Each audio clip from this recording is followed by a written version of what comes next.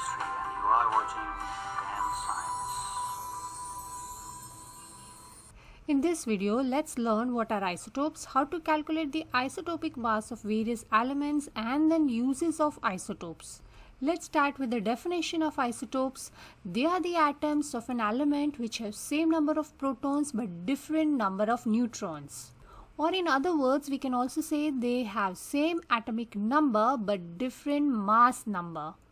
Now as we say that it's same number of protons, that shows that the element is going to remain same, but the number of neutrons inside the nucleus changes, and because of that the atomic number remains the same but the mass number changes. Now as we know that the mass number is equal to the number of protons plus neutrons. Now if neutron number changes, the mass number is going to change.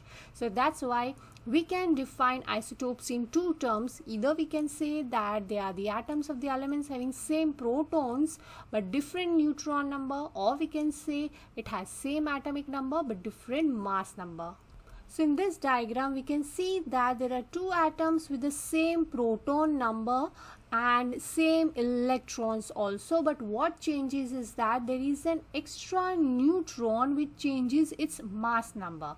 So these are the two atoms of the same element but they are isotopes of each other.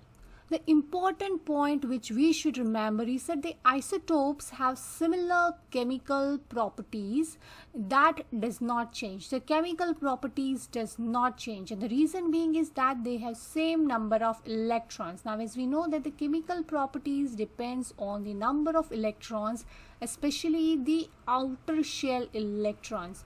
Now if the outer shell electrons are same in both the atoms, then the chemical properties of the isotopes remains same. So if we have an isotope hydrogen with the mass number 1 and another hydrogen with the mass number 2, then these two are the isotopes of each other. But as it has same number of electrons, one electron in each atom of the hydrogen, the chemical properties remain same. That's the hydrogen is going to react in the same way. And as it's shown here with the help of an example of hydrogen, we can make out that the number of protons in both hydrogen is 1. Here also it's 1 because the atomic number shown here is 1. What about the number of electrons? The number of electrons are also same because atomic number denotes the number of electrons also. But what about the mass number? As we know, we have seen it in the earlier video also, how to calculate the number of neutrons. Number of neutrons can be calculated by subtracting the atomic number from the mass number. So here we can say that the number of neutrons is 0, but if we subtract this two number, the number of neutrons in the second hydrogen is 1. So this is what is varying. So we can say that the mass number is different in the isotopes, or we can say that the number of neutrons are different in the atoms of the isotopes. Let's take one more example of carbon here. The number of protons in each carbon is 6 because the atomic number is 6, as atomic number denotes the number of protons. What about the electrons? Electrons are also 6 because if it's an atom, it's not an ion, then the electrons will also remain same as the number of protons. What about the neutrons? Now neutrons, we have to subtract these two numbers, that is mass number and atomic number. So subtracting atomic number from mass number, we get number of neutrons as 6 in this carbon.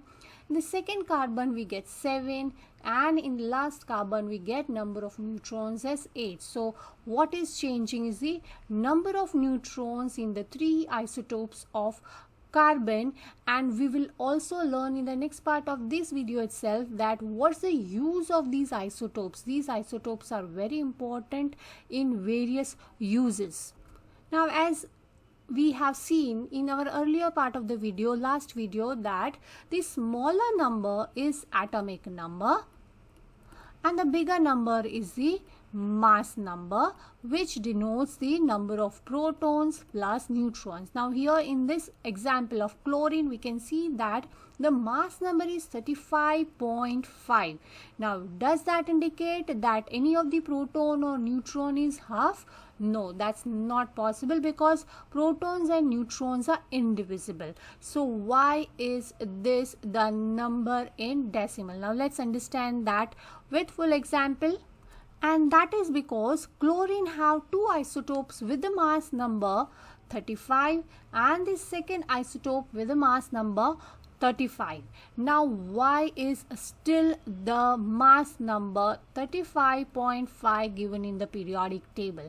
Now the most important part here is that it's not only the number of neutrons or mass number important, its abundance is also important. Now what is abundance? Abundance is the percentage of an element which is present in the Earth's environment.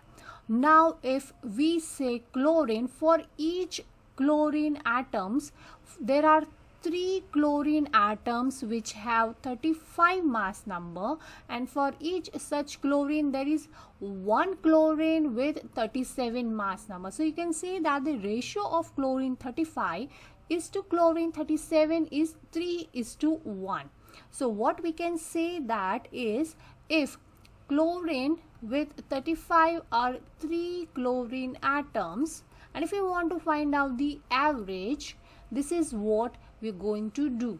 This is how we are going to find the average of the chlorine atoms of its isotopes. I repeat, why have we taken 35 3 times? Because for chlorine atoms, there are 3 chlorine atoms is to 1 chlorine with 37 mass number. So for every 4 chlorine atoms, 3 chlorine atoms will be with the mass number 35 and 1 chlorine atom will be with the mass 37. So if we take out the average of these atoms, we'll get the mass number as 35.5, and that's the reason that in the periodic table the mass number of chlorine given is 35.5. There is another method with the help of which we can calculate the relative atomic mass, is that if we know the abundance in percentage, so if we say that there are 3 chlorine atoms is to 1 chlorine atom, then the percentage abundance of these chlorine 35 should be 75%, and the chlorine with 37 mass number should have the abundance of 25%. Now how are we going to calculate the relative isotopic mass or relative atomic mass? What are we going to do? We denote the relative isotopic mass as AR. How are we going to calculate that? Multiply the abundance with the mass number. So 75 multiplied by 35 plus again the multiplication of mass number with its abundance, and divide the whole with 100. Why? Because we have taken the percentage abundance, so we need to divide it by 100 to calculate the relative isotopic mass, and again with this method also we get the same answer as 35.5. With this method, you can calculate the relative atomic mass of any element if you know its percentage abundance and the isotopic mass. For example, we have bromine also with 2 of its very well-known isotopes, which is 79, and another bromine with 81 isotopic mass, and the percentage abundance of both is 50%. So if you calculate that with the same method, it's going to end up with the average. So we multiply 50 into 79 plus 50 into 81 divide by 100, and we get the answer 80.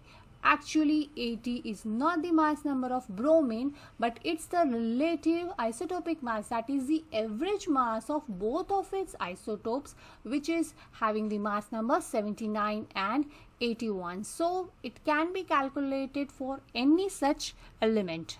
Now let's go ahead with the uses of isotopes. As I had mentioned earlier in the same video, that various isotopes of various elements have quite good uses, and so let's have a look at what are the isotopes which have uses, very important uses. But before that, let's understand one point, that some isotopes are radioactive. For example, carbon-14, it behaves in a very strange way and it is radioactive. Means what? Its nucleus is unstable, which is because of the extra neutron which is present inside the nucleus. Now this extra neutrons makes the atom heavier for its size, and because of that the nucleus become unstable, and because of that sooner or later the atoms, such atoms breaks down naturally, that we can call it as the atoms decays also, giving out the radiations in the form of some rays or the particles. Now plus it also gives out lots of energy because these rays are heavier rays. Such isotopes are called radioisotopes. So not all the isotopes are radioactive. Only the isotopes which decay with giving out the radiations, radioactive radiations, are called radioisotopes, and such radioisotopes have various uses. Radioisotopes are actually quite dangerous because those rays are harmful to the body of living organisms, but if they are used in a limited way, in a controlled way, then it has got various uses. For example, to check the leaks of what? Pipes which carries the gases or petrol, diesel or any kind of oil. Such gases are actually, such pipes are underground pipes. Generally they are underground pipes. Now if there is some leakage in some area, how do we find out? That's done with the help of the radioactive isotopes, which are allowed to enter these pipes, and then they are detected at which place these radiations are being leaked out, and this is how the leaks of the various pipes are checked. So radioactive isotopes have such an important use. It's also used to treat cancer. Now there is an isotope of cobalt which is cobalt 60.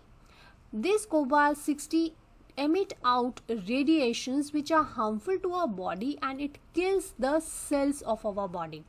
So the area which is having cancer, the cancerogenic cells are killed by allowing these rays to fall on them, and such cells are killed and removed out, and this is how the cancer cells, the cancer part of the body is treated. We also call that as a radiotherapy of cancer.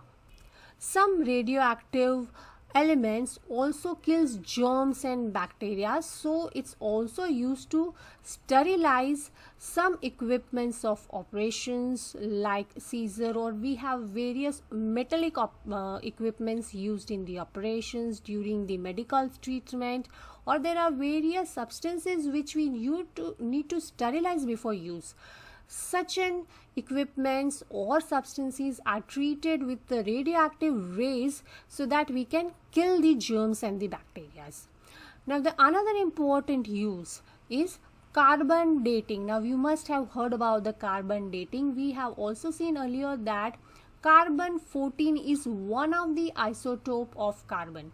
This carbon isotope is radioactive and it decays on its own slowly over years. Now that's the reason, and we also know that all the bodies, organisms contains carbon into it.